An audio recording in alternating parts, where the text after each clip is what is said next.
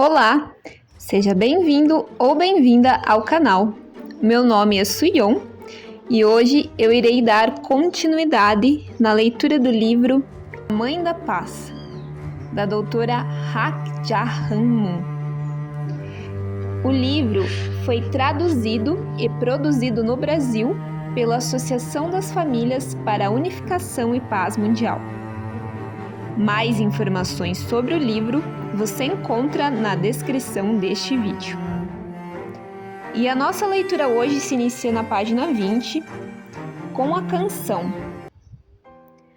Obrigado. Mãe, por favor, cuide de tudo. Lua, lua, lua brilhante, a lua, com o qual Li Tai Bak costumava brincar. Bem longe, naquela lua, há uma árvore de canela. Eu cortei com um machado de jade e aparei com um machado de ouro, para construir uma pequena cabana onde atendo minha mãe e meu pai. Eu quero viver com eles para sempre. Eu quero viver com eles para sempre. Embora carregada de tristeza, esta tradicional canção coreana também mexe e eleva o coração. O desejo de viver para sempre com a mãe e o pai transmite o coração de piedade filial. Somos órfãos, longe dos pais celestiais a quem perdemos, e temos que encontrar nossos verdadeiros pais e nossa pátria original. Nada leva a maior felicidade do que poder atender os pais amados que tanto almejamos, seja em um palácio ou em uma pequena cabana.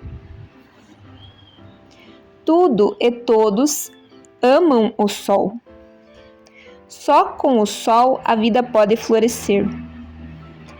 A lua, por outro lado, concede outra coisa. O sol representa o esplendor, a lua, a tranquilidade.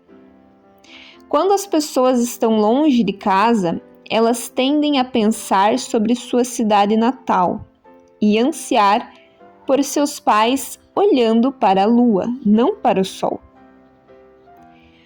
Tenho boas lembranças de contemplar a lua junto com meu marido. Nós a assistimos com muitos membros durante o Festival Coreano da Colheita do Chuseok e na primeira lua cheia do Ano Novo. No entanto, aqueles momentos eram raros. Meu marido e eu não podíamos mergulhar em tamanha tranquilidade. Depois que esse trabalho terminar, meu marido sempre dizia: e assim depois que esse trabalho terminar e tivermos um pouco de tempo livre, poderemos fazer uma pausa.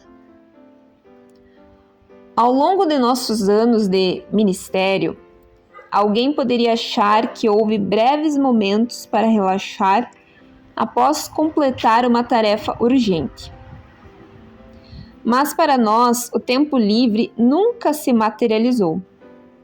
Estimulado pelo pensamento de minha avó, Jo, chorando Mansei para a independência e salvação de nossa nação, meu coração queimou com uma paixão juvenil para salvar a humanidade e construir um mundo pacífico.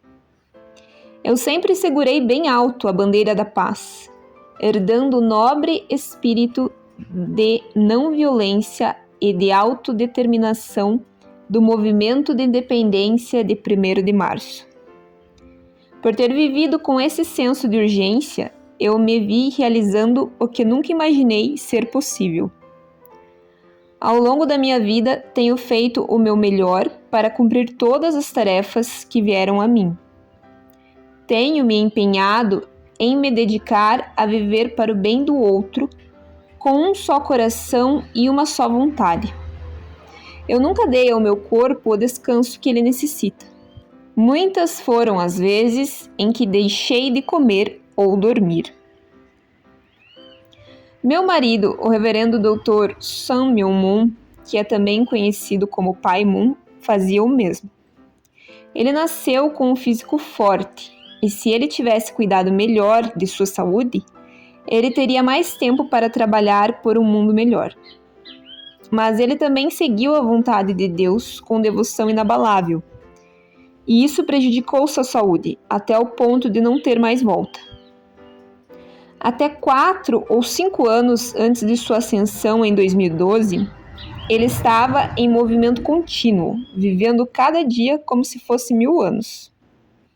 Seu trabalho foi árduo, tanto física quanto espiritualmente. Por exemplo, ele costumava passar noites inteiras em um pequeno barco de pescaria no mar agitado. Ele fez isso para o bem dos outros, definindo um exemplo para os membros da Igreja do Oceano, bem como para os líderes que o acompanhavam. Ele queria ajudá-los a cultivar paciência e o espírito para superar as dificuldades. O Pai Moon viajou constantemente entre os continentes e geralmente ficava entre leste e oeste, o que custava muito mais do que viajar entre o norte e o sul.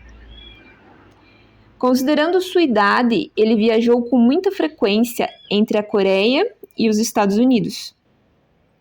Ele devia ter limitado essas viagens a uma vez a cada 2 ou 3 anos, mas ele não o considerava.